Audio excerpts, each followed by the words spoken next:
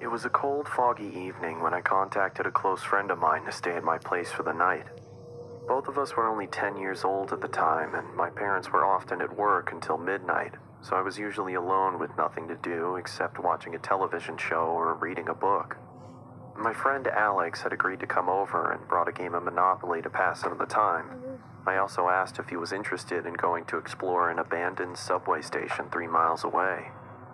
He seemed excited at first, so we planned to go on the trip in the morning. I remembered that the subway dated back to the mid-1920s and became abandoned in 1932 after the market crash in 1929. I was very fascinated about its history, but never got the chance to go inside after my parents had warned me not to enter. As I quietly slept in my bed, I heard what sounded like a gunshot coming from the forest behind the house.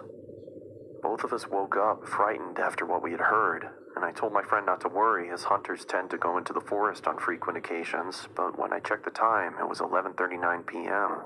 This seemed very unusual, as hunters only came into the forest between 8 p.m. and 10 p.m. I looked at Alex and decided to get out of my bed, intending to look through the window and spot for anyone in the forest. The darkness clouded my vision, so I was unable to see anyone in the forest. I turned around and looked at Alex again, when suddenly I heard the front door squeak open. Chills went down my spine. Both of us quietly moved to the bathroom, locked the door, and kept the light off. It was the only safe place in the house.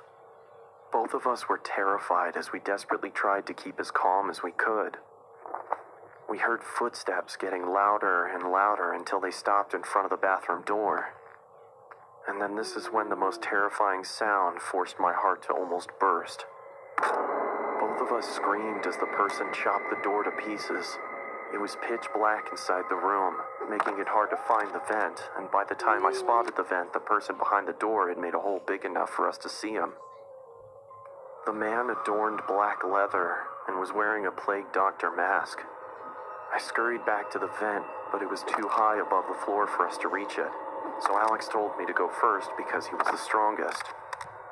He lifted me up on his shoulders, allowing me to open the vent and crawl inside.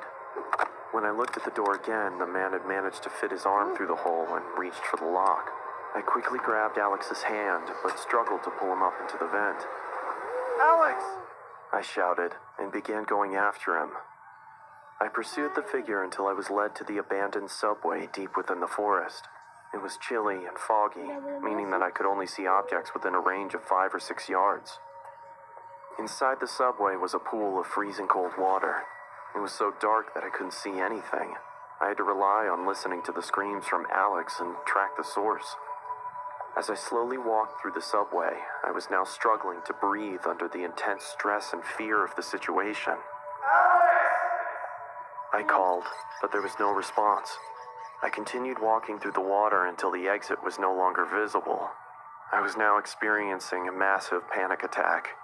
I had lost track of Alex, and I had no idea where I was or how to get out.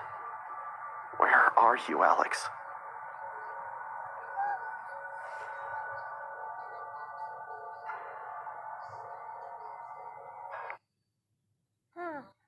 On October.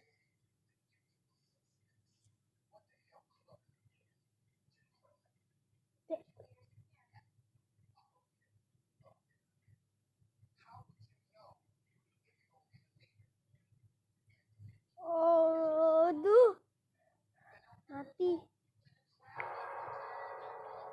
Udah mati orangnya.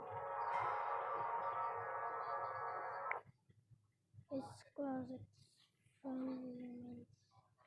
Missing. Bye.